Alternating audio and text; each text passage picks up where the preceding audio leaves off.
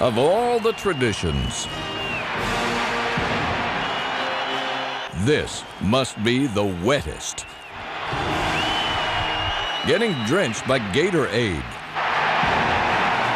symbolizing the sweet soaking of success. These guys had the sweetest shower of them all, the Gatorade inventors, 3 of whom live in the Tampa Bay area. I made a poster one day and put up on the door, Dr. Cade's lab, home of Gatorade, handmade by licensed physicians. And the name stuck. This is a laboratory. That was the mid-1960s.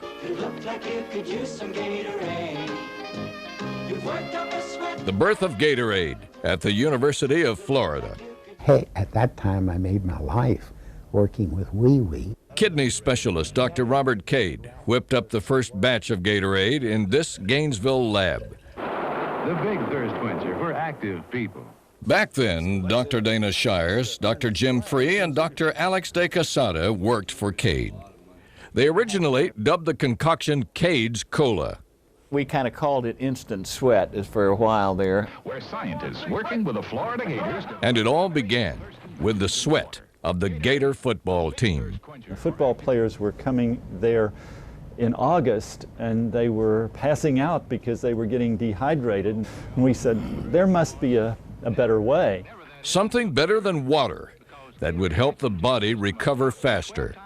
Let us find out what is lost and we can replace it, and they will be stronger in the 4th period. What became the main concentration of ingredients in every bottle of Gatorade was the result of a eureka moment. I decided on what the content of Gatorade would be riding home one afternoon on my bike. In 1966, Florida players drank Gatorade for a full season. Their record was 9-2. That's quarterback Steve Spurrier, drinking Gatorade from a milk carton. He won the Heisman Trophy that year. I don't know how much Gatorade had to do with that. It really tasted awful. It was bitter, tastes sort of gooky. I asked my wife what we could do about that, and she said put lemon juice in it.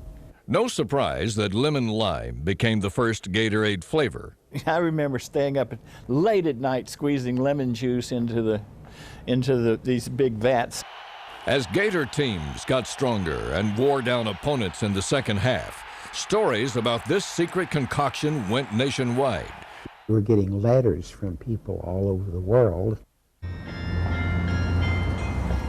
Dr. Cade's group knew they were on to something and approached administrators at the university about it. We've come up with this idea and we'll give it to you if you will take it and run with it. And they specifically said, you got to think we're nuts. We're not in the soft drink industry. We're not in the soft drink business. So go on and do what you want to do with it. Gatorade tastes so good, it really makes you glad you got thirsty. And so they did. Gatorade became the world's first sports drink. Gatorade? A financial windfall followed. After Gatorade hit the market, the university came calling.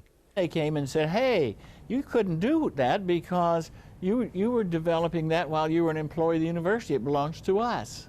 And you actually did it on your own time. Absolutely. In the end, the university got a piece of Gatorade royalties, a very big piece. Second only to the state of Florida, Gatorade provides more income to the University of Florida than any other single source. As for the inventors, they discovered wealth too. I think that the Gatorade allows us to practice the type of medicine that we wanted. Here in Tampa, their Gatorade money helped lay the groundwork for life-saving medicine. In the early 80s, they established a foundation, LifeLink, that pioneered regional organ transplants, coordinating organ donors, recipients, surgery, and recovery. Without Gatorade, would you be here today in LifeLink? I don't think so. Probably not.